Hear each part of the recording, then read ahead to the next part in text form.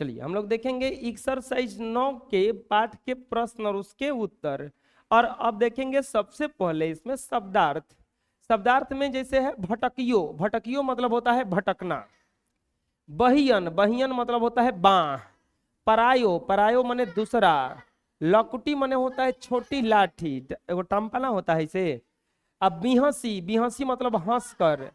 छीको, छीको मतलब सिक्का होता है, एक बना हुआ होता है, रस्सी की बनी होती है जिसे हम छत या दप्पर से लटका कर रखा जाता है कि उस पर कोई चीज रखी जाती है, ऊंचा रख दिया जाता है ताकि बिलाई उलाई उस पर नहीं चढ़ेगी। चलिए लिख लीजिए।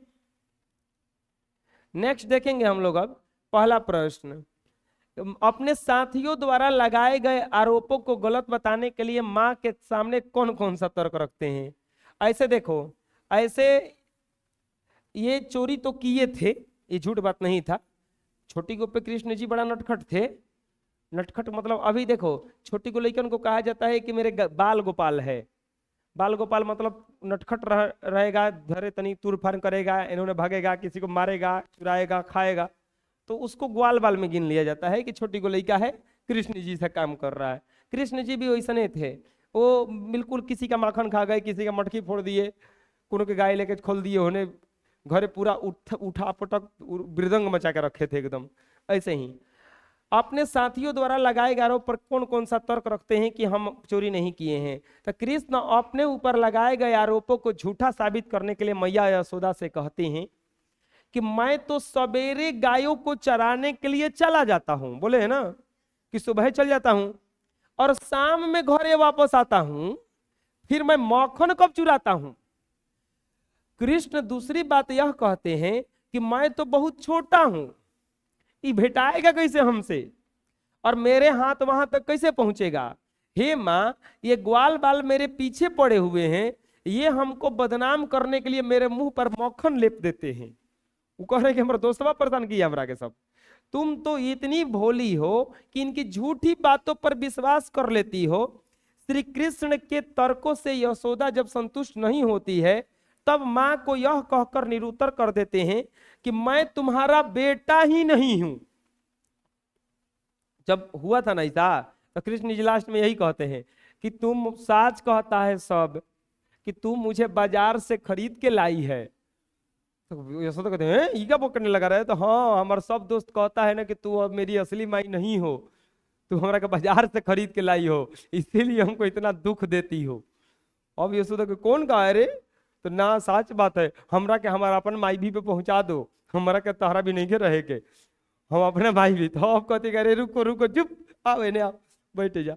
तो वैसे मनाते हैं। तो देखो ये क्या कहे कि मैं तुम्हारा बेटा नहीं हूं, मुझे जन्म देने वाला माँ कोई और है, इसीलिए मेरे प्रति तुम्हारे मन में भेदभाव की भावना पैदा हो गई है। वो ऐसा कहते हैं कि अब वो एकदम चुप हो जाती है।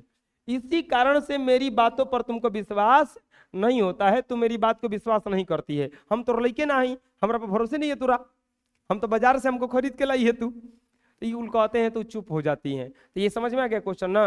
चलिए लिख लीजिए। नेक्स्ट आता है कि नीचे कुछ पंक्तियां दी गई हैं, पढ़िए और बाल लीला के पदों में उन पंक्तियों को छाट कर लिखिए जिसका भावार्थ इन पंक्तियों में समाहित है।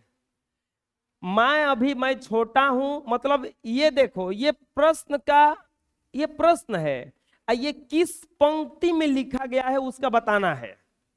मां मैं बहुत छोटा हूं, छोटी छोटी मेरी बाहें हैं, सिक्का मैं किस तरह पा सकता हूं।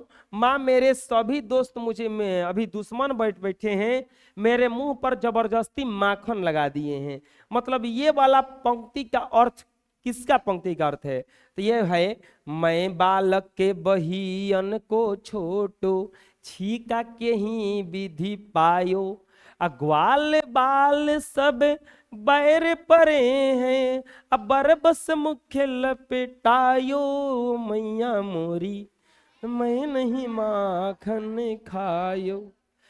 और इसी बतिया में ना कि मैं बालक बहियों को छोटे, मेरा बाह बहुत छोटा छोटा है, और छीको के विधि पाएंगे, सिक्का किस बत्ती से जो भेटेंगे, हमारे ये सब दोस्त भी दुश्मन बन गया है।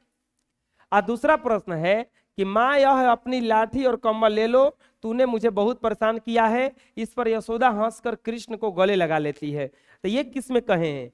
ये ले अपनी लकुटी कमरिया, अब बहुत ही नाचे नचायो, सूरदास तब बिहसी यशोदा, अले उरे कंठ लगायो, ओ मैया मोरी मैं नहीं माखन खाई।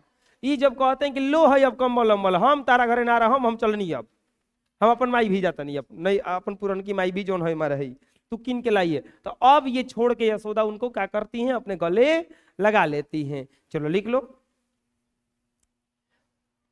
नेक्स्ट प्रश्न आता है, व्याकरण आ गया। अब निम्नलिखित पदों बोली को स्थानीय बोली में क्या कहते हैं? लिखिए, लिखिए के क्या कहा जाला? लिखो।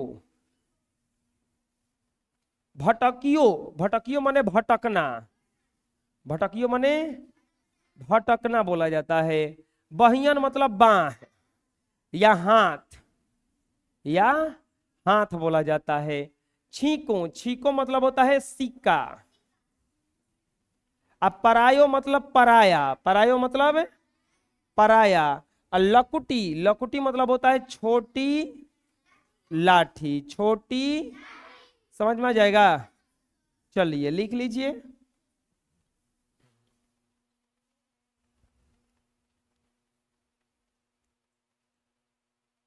और इस तरह से ये खत्म हो गया है अब, ठीक है।